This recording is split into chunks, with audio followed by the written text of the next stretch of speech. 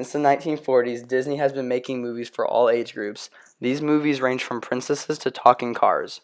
On the outside, these movies seem very innocent, but if you take a deeper look, you'll see that some of these movies have hidden pieces of racial stereotypes. Let's dive into some examples. In our first case, we have The Jungle Book. The main characters throughout the movie are all animals. Nothing seems so bad about that. In specifics, all the animals in the movies are voiced by white voice actors besides the orangutan. Maybe this is just a coincidence that they chose Louis Armstrong to voice this character, but it's a little odd that out of all the animals, they chose him to be an orangutan. Since the era of racial segregation and beyond, some African Americans have been referred to insultingly as a form of a primate. Crazy. I'm not as crazy as you are. Put me down! Another example of racial stereotyping used in Disney movies can be seen in Peter Pan.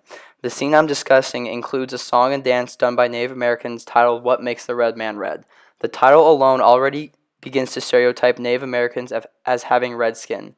The film continues to display these characters with extremely red skin. They begin to dance around in a circle and make stereotypical Native American sounds. Even Peter Pan's face turns bright red when Tiger Lily gives him an Eskimo kiss. If all of this combined doesn't scream racial stereotyping, I'm not sure what else would.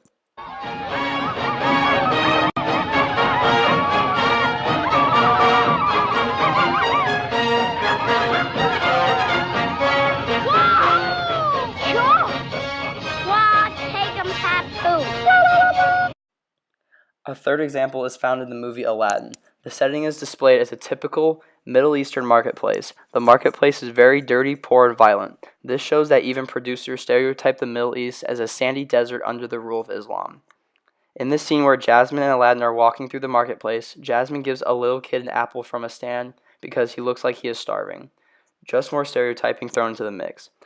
One of the salesmen that saw her taking his apple asked if she knows what happens when people steal, while also grabbing her hand violently to prepare to cut her hand off.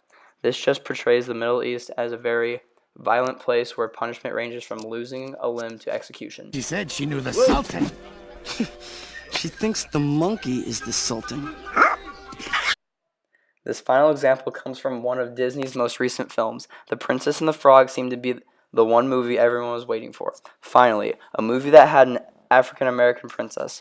Well, unfortunately, there are a couple things wrong with this film. For starters, Tiana doesn't start out as a princess. She starts out as a struggling woman in New Orleans, working for her dream of opening her own restaurant.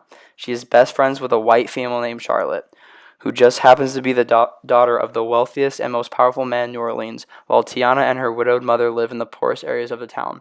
Already seems a little stereotypical to me. Also adding onto the fact that she isn't a princess, she doesn't become one until the very end of the movie, when she marries Prince Naveen. And not to mention that for 80% of the movie, Tiana is a frog. She is only human in the beginning of the film and at the very end. Seems a little absurd to have your first African American princess be displayed as a slimy green amphibian for the whole movie. Hey, Stella! Get that frog! All in all, Disney movies seem very innocent to children of younger ages, but as we grow older, we are exposed to the harsh reality of discrimination. Even though our society strives to be more equal, there are still signs of racial stereotypes found in recent Disney movies. The fact is that racial discrimination doesn't disappear. It just gets hidden as time goes on. Next time you watch a Disney movie, keep your eyes open for these hidden stereotypes, and you might find yourself to be extremely surprised.